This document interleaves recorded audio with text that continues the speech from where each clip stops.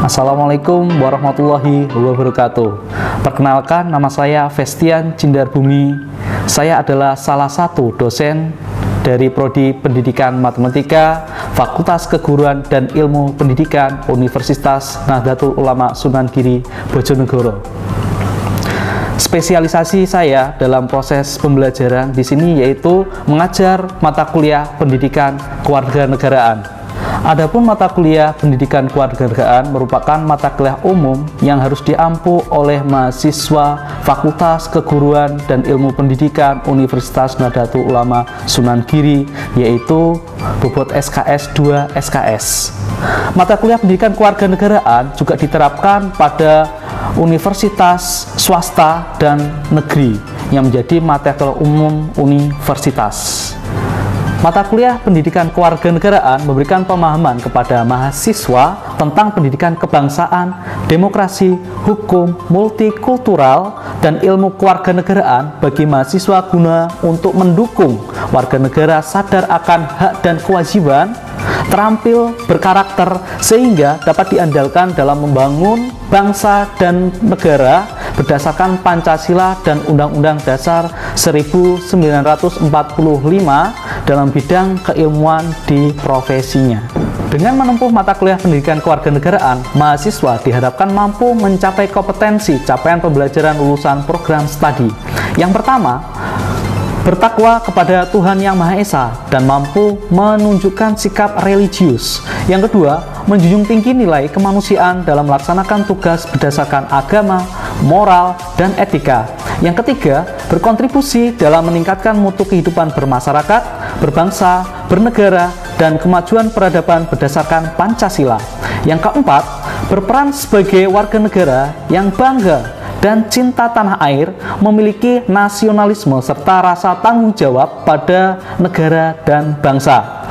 Yang kelima, menghargai keanekaragaman budaya, pandangan agama dan kepercayaan, serta mendapat atau temuan orisinal lainnya.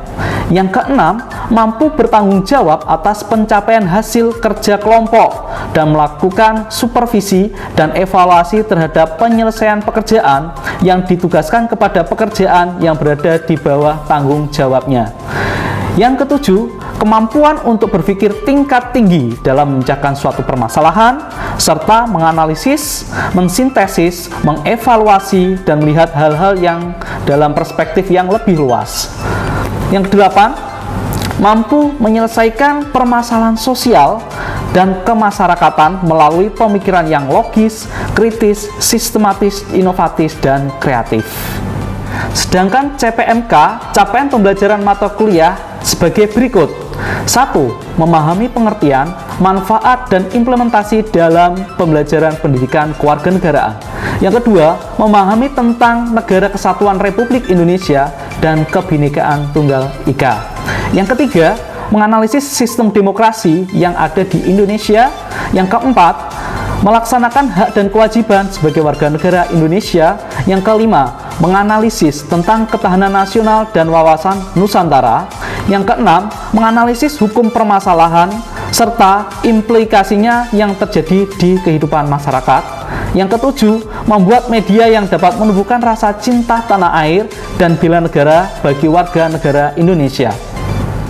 Dalam mencapai kompetensi tersebut, mahasiswa akan diberikan topik yang akan dibahas dalam 14 kali pertemuan yang meliputi: yang pertama, mengantar pendidikan kewarganegaraan; yang kedua, integrasi nasional; yang ketiga, identitas nasional; yang empat, konstitusi nasional; yang kelima, kewajiban dan hak warga negara; yang keenam, dinamika demokrasi di Indonesia; yang ketujuh, penegakan hukum di Indonesia; yang kedelapan, wawasan Nusantara; yang sembilan, ketahanan nasional; 10, bela negara dan cinta tanah air; 11, berkaitan dengan radikalisme; yang ke-12, dekandensi moral penggunaan narkoba; 13, kearifan lokal dan kelestarian lingkungan; yang ke-14, kesadaran pajak dan korupsi.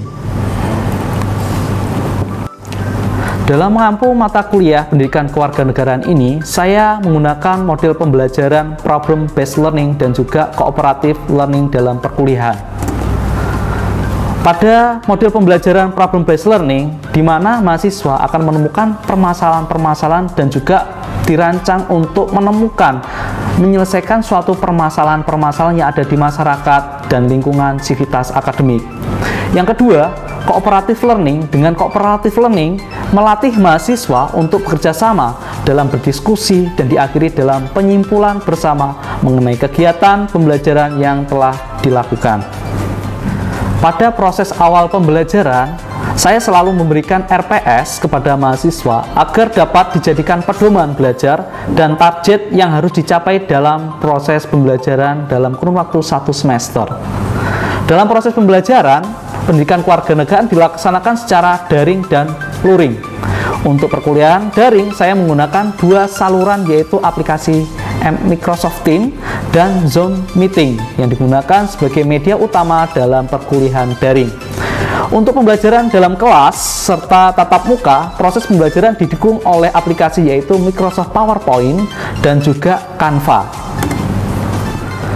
Penilaian yang diberikan kepada mahasiswa ada 4 aspek, meliputi yang pertama yaitu aspek kehadiran selama tatap muka, yang kedua ujian tengah semester, yang ketiga ujian akhir semester, yang keempat penugasan, yang dimana keempat aspek mempunyai bobot yang berbeda-beda. Untuk kehadiran mempunyai bobot 40%, untuk UTS 15%, untuk ujian akhir semester UAS 25%, untuk penugasan 20%. Berikut cuplikan proses pembelajaran secara luring atau disebut tatap muka dengan materi integrasi nasional. Assalamualaikum warahmatullahi wabarakatuh. Waalaikumsalam warahmatullahi wabarakatuh. Selamat pagi semuanya, mahasiswa Ketika. Sebelum kita mengawali pembelajaran hari ini, marilah kita berdoa menurut agama dan kepercayaan masing-masing. Berdoa dipersilakan.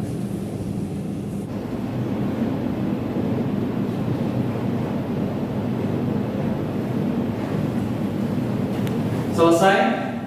Oke, pada pertemuan kali ini pada mata kuliah pendidikan kewarganegaraan kita akan membahas terkait materi kita yaitu integrasi nasional. Sebelum kita lanjut ke materi integrasi nasional, saya akan sedikit menjelaskan terkait dengan permasalahan sosial yang ada di Indonesia sekarang ini. Dengan banyaknya media sosial, banyak masyarakat yang kurang dalam menjaga nilai-nilai persatuan dan kesatuan. Salah satunya yaitu permusuhan antara suku adat istiadat, yang dimana media massa seperti TikTok, Instagram dijadikan untuk menjelek-jelekan atau menjatuhkan kebudayaan orang lain demi kepentingan dirinya masing-masing atau demi kepentingan sebuah konten, di mana konten tersebut ketika banyak orang yang melihat maka akan mendapatkan income yang banyak dari sebuah konten, yang dimana konflik dijadikan berita yang sangat ngetrend, di mana konflik ini dijadikan sebuah trending topik atau dibuat suatu berita yang hoax, yang dimana orang akan banyak melihat dari berita di media-media sosial. Ya. Sebagai mahasiswa, apa yang harus kita lakukan dengan mencikapi hal tersebut? Salah satunya yaitu dengan melalui integrasi nasional. Oke. Integrasi nasional ini saya akan berikan materi ini, yaitu yang pertama sub materi pengertian integrasi nasional. Apakah integrasi nasional itu? Yang kedua, kajian integrasi nasional. Yang ketiga, faktor yang mempengaruhi integrasi nasional. Yang keempat, faktor yang menghambat terjadinya integrasi nasional. Yang kelima adalah Pancasila sebagai integrasi nasional. Integrasi nasional menurut pengertiannya yaitu berasal dari 2 kata, yaitu integrasi dan nasional. Integrasi sendiri berasal dari bahasa Latin yaitu integrate, yang artinya adalah mempersatukan, menggabungkan. Adapun kata nasional berasal dari bahasa Inggris yaitu nation, yang berarti bangsa. Jadi secara umum pengertian dari integrasi nasional yaitu integrasi nasional adalah usaha dan proses mempersatukan suatu perbedaan yang ada pada suatu negara sehingga tercipta keselarasan secara nasional. Kita lihat bahwa bangsa Indonesia ini adalah bangsa yang multikultural, yang dimana bangsa yang multikultural beraneka ragam yang sudah didiferensiasikan, sudah dikelompok-kelompokkan atau masyarakat yang majemuk, itu pasti akan muncul dampak dari multikultural, baik itu dampak positif maupun dampak negatif. Ya, yang menjadi PR kita sebagai warga negara Indonesia yaitu dampak negatif. Dengan adanya perbedaan akan muncul suatu konflik, entah itu konflik antar agama, suku, ras, dan golongan. Yang sekarang ini yang ngetren yaitu konflik antara suku, yang dimana suku yang paling banyak mayoritas atau agama dan juga agama yang mayoritas menganggap bahwa kelompoknya yang paling benar, sehingga mudah sekali tersulut api konflik, apalagi masalah itu berkaitan dengan agama, ya.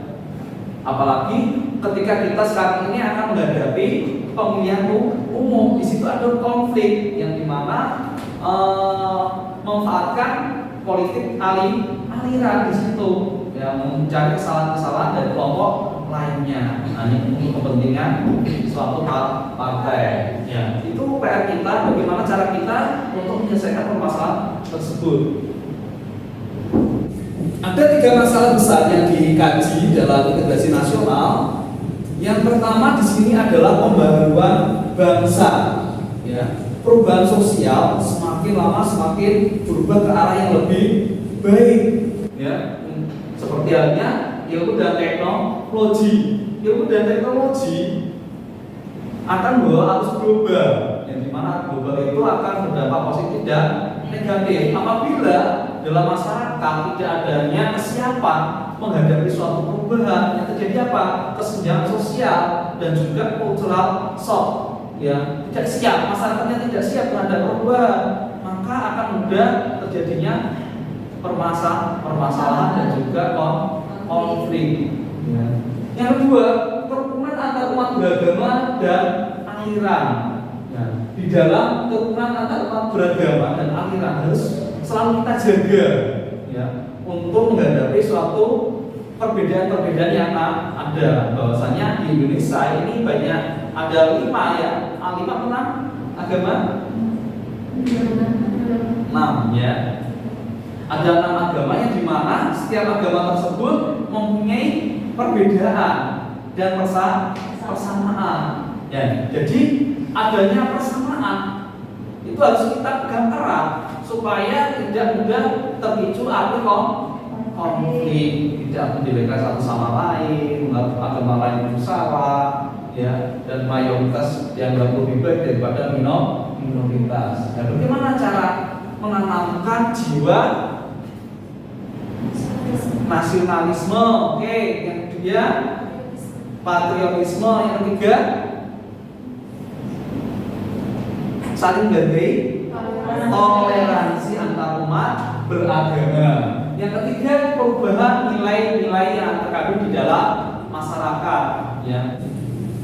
Nilai-nilai di dalam masyarakat dengan perkembangan zaman itu akan berubah, struktur sosial kehidupan di masyarakat juga berubah, nilai-nilai tata cara kehidupan di masyarakat juga akan berubah, apalagi adanya arus global. Masyarakat dalam kehidupan hidupnya itu lebih individual, ya. Nilai-nilai yang ada di masyarakat seperti gotong royong, ya, terutama seperti di Bojonegoro pernah mendengar kata soyo, ya. Soyo itu membangun rumah secara bersama-sama, ya, secara gotong royong dan tidak diberikan upah. Itu dulu sangat sakral sekali, ya, walaupun kita mempunyai suatu pekerjaan, ketika ada tetangga kita yang membangun rumah, kita ikut andil dalam membangun rumah. Nah, nilai-nilai gotong royong seperti itu sekarang mulai mudah dalam kehidupan masyarakat. Soyo itu tidak melihat dari sisi agamanya, kelompok mana dia, tidak, tapi ada nilai-nilai kebersamaan untuk mewujudkan cita-cita suatu masyarakat. Nah, itu sudah mulai luntur dan mulai mudah di kehidupan masyarakat. Dan juga seperti interaksi antar sesama ya. Kita harus bisa menyikapi ya dulu gini. Dulu orang nongkrong tidak saling sapa dianggap sombong. Tapi sekarang nongkrong tidak saling menyapa dengan handphonenya dianggap sudah biasa. Nah, kita harus bisa menyikapi ya bagaimana nilai-nilai yang dahulu dianggap baik harus kita jaga dan bisa diterapkan di era sekarang. Tadi ya soyo tadi kerukunan kebersamaan harus kita ciptakan kembali ya. Faktor yang mempengaruhi terjadinya integrasi nasional untuk menyatukan masyarakat biar terintegrasi mulai beberapa tahapan, yaitu adanya rasa senasib dan sepenanggungan. Ya, orang mau berintegrasi, mau bersatu karena ada rasa saling memiliki pada sebuah kegiatan, ya, sebuah acara, ya. Yang kedua adanya ideologi nasional yaitu Pancasila. Ya, ideologi Pancasila ini ada pemersatu suatu perbedaan-perbedaan di Indonesia. Ya, kita terintegrasi oleh ideologi, satu pemikiran, satu cita-cita suatu bangsa, cita-cita masyarakat Indonesia tertuang dalam nilai Pancasila. Apabila masyarakat Indonesia mau menjalankan nilai-nilai Pancasila, yang pertama nilai ketuhanan, ya, yang kedua kemanusiaan, ya kan? Kalau kita dalam diri kita tertanam di jiwa kemanusiaan, memanusiakan manusia, ya, bisa menghargai orang lain, ya, otomatis integrasinya akan terwujud, tidak saling sombong, ya kan, tidak saling mengejek temannya, ya kan, saling menghargai, itu akan membentuk suatu integrasi nasional antar teman, ya. Oke. Yang ketiga adanya tekad dan keinginan untuk bersatu kembali dan kemajukan Indonesia. Tekad keinginan untuk bersatu kembali biasanya dirasakan masyarakat ketika masyarakat tersebut merasakan dampak dari sebuah konflik atau disintegrasi, merasakan dampak negatifnya. Mulai dari situlah mulai rasa ingin bersatu, ya. Kok perang terus? Akhirnya menjadi korban siapa? Ketika terjadi perang, keluarga kita, ya kan, lingkungan kita, sarana prasarana itu yang akan menjadi korban dampak dari kekerasan suatu konflik atau disintegrasi. Oke. Yang keempat, ada kebersamaan masyarakat dalam menghadapi ancaman negatif globalisasi. Ya, menghadapi ancaman negatif globalisasi. Kira-kira apa sih yang menjadi ancaman negatif globalisasi sekarang ini? Kita hidup di globalisasi loh. Ayo, ada yang bisa?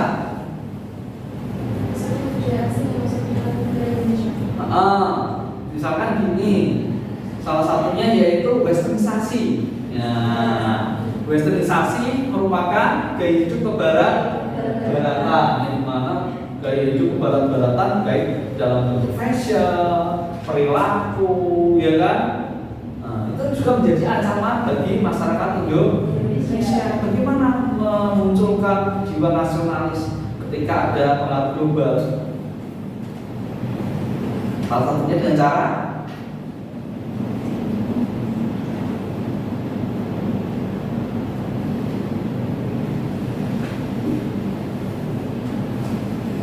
stop.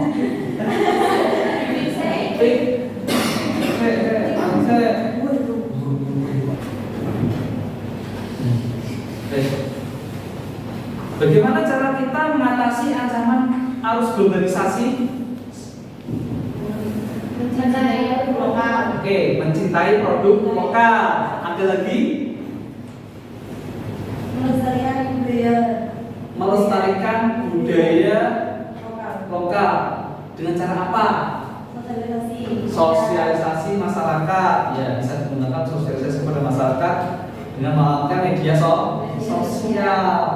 Semakin banyak orang melihat kebudayaan kita, maka ya semakin terkenal, makin muncul rasa cinta. Kalau kita sering mendengar lagu daerah, lama-lama akan merasakan dan mencintai, ya kan? Ibaratnya kalau kita sering mendengar, maka kan terekam di memori kita. Oh, ini lagu itu budaya orang Indonesia, itu lagu Jawa. Oh, ini lagu Sunda ini, ya. Nah, kalau kita nggak pernah mendengar lagu tersebut, bagaimana kita bisa mencintai? Banyak sekali terjadi di Indonesia itu orang Indonesia itu nggak tahu lagu kebudayaan Indonesia itu sendiri. Tapi kalau mendengar lagu Barat, kita tahu, oh ini lagunya ini loh, oh ini lagunya ini loh, ya kan?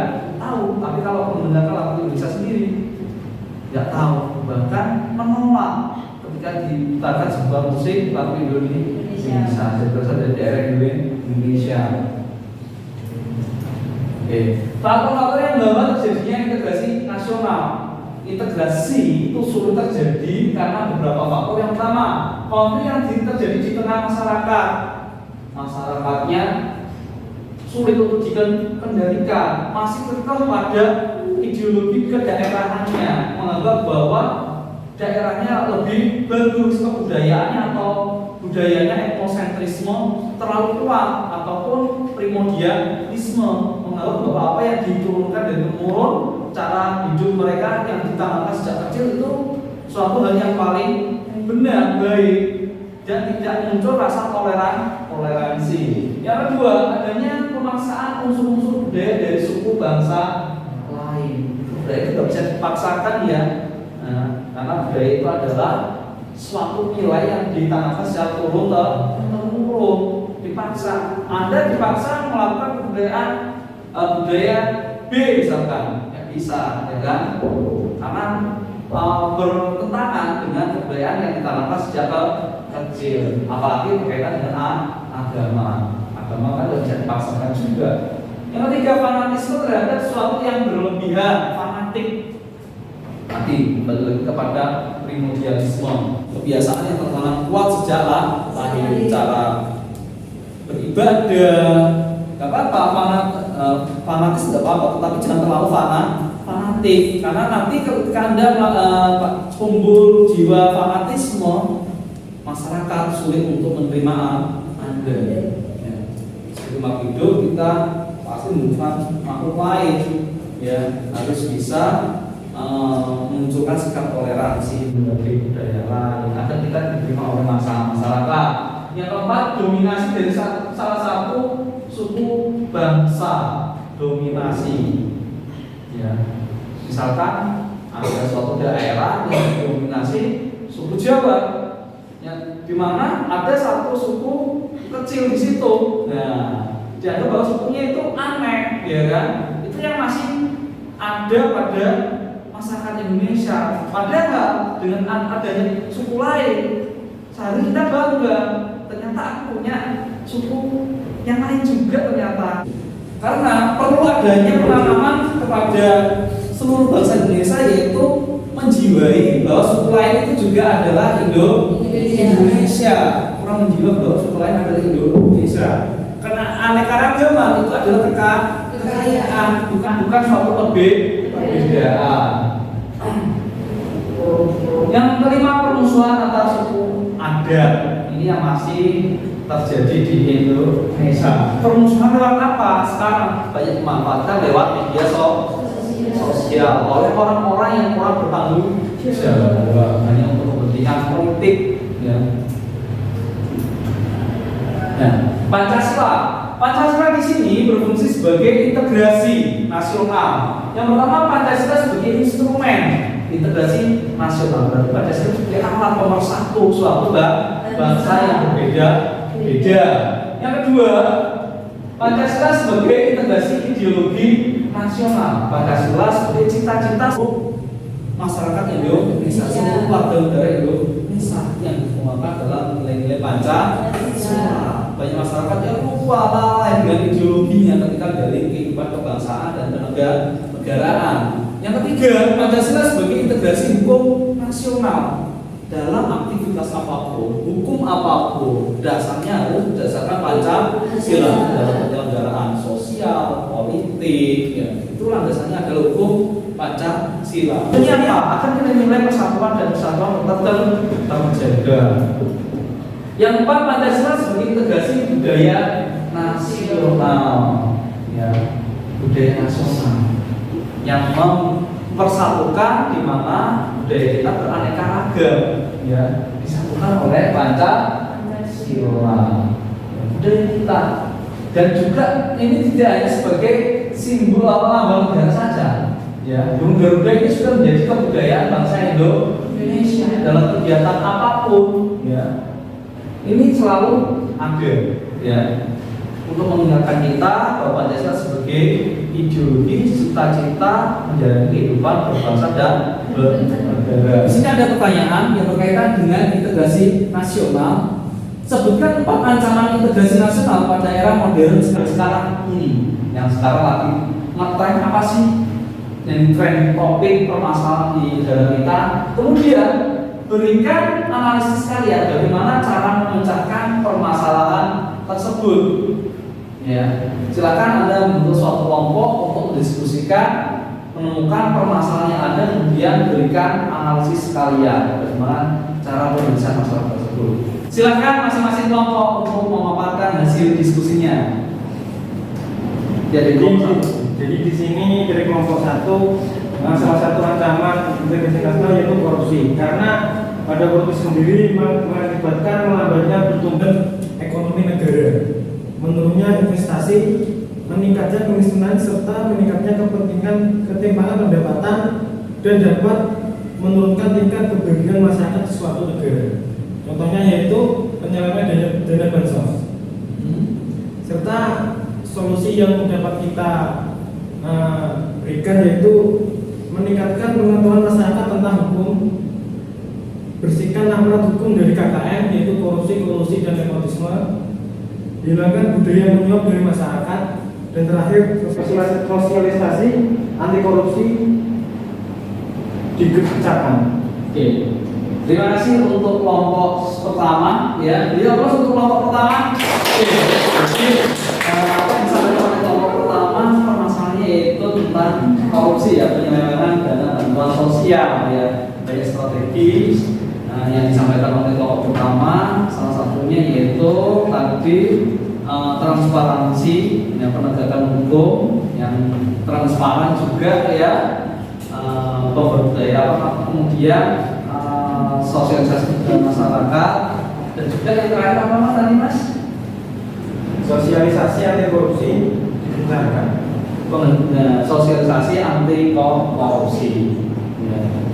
Oke, demikian dari pemaparan presentasi saya materi hari ini yaitu integrasi nasional, dan juga bisa dipersiapkan untuk materi selanjutnya yaitu identitas nasional yang sudah saya bagikan materinya di Canva di link grup kalian masing-masing. Terima kasih atas partisipasinya dalam pertemuan hari ini. Saya akhiri. Wassalamualaikum warahmatullahi wabarakatuh. Waalaikumsalam warahmatullahi wabarakatuh. Demikian cuplikan video pembelajaran yang telah saya lakukan. Semoga video ini bermanfaat. Sekian dari saya. Wassalamualaikum warahmatullahi wabarakatuh.